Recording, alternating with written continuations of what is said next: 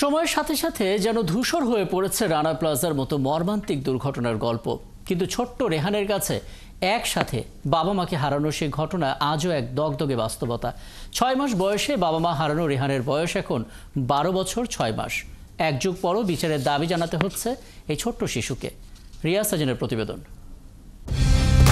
Colour expert, George sap এবং mild on hands technology সমৃদ্ধ Orix crystal wash আপনার laundry expert. মা আর বাবার কোলে এক টুকরো চাঁদ, এই একটি ছবি রেহানের কাছে বাবা মার শেষ স্মৃতি।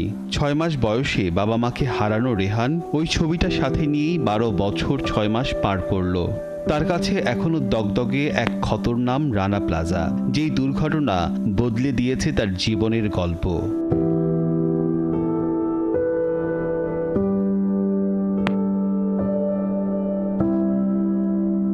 প্রতি বছর 24শে এপ্রিল ঘটা করেই পালিত হয় রানা প্লাজা দিবস।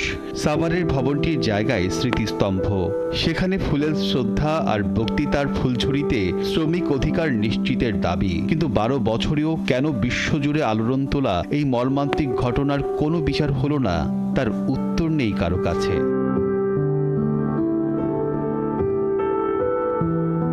রেহান এখন ক্লাস 7-এ পড়ে। স্বপ্ন তার ফুটবলার হবার। বড় খালা বিলকিস আক্তারই এখন তার সবকিছু। নানি মারা যাওয়ার পর এখন খালা খালুই তার একমাত্র অভিভাবক। তারাও দুজনই বয়স্ক, ফলে অনিশ্চিত এক জীবনের পথে রেহান। ঢাকা থেকে একটা মহিলা আছে, প্রতি মাসে 1500 করে টাকা দেয়। ওইটা দিয়ে আমি আরো 1500 টাকা বইটা 3000 টাকা নেয় পড়াইতে, লেখাপড়া করে অনেক কষ্ট করে। আমি যদি মরে যাই ওর কি হইব? ওর তার 2 কোলে কেউ রইল না। আমার মা ছিল, মা করতো ওরে, মাও গেল মরে স্ট্রোক করে। আমি আর হ্যাঁ স্যার ওর পৃথিবীতে আর কেউ। বাবা মাকে নিয়ে কোনো গল্প জানা নেই রেহানের, কিন্তু রানা প্লাজার গল্প তার জানা।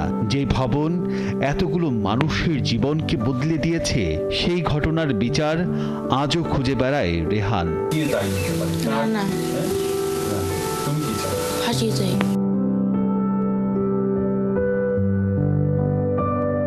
রিয়াজ সেজান, 71, ঢাকা।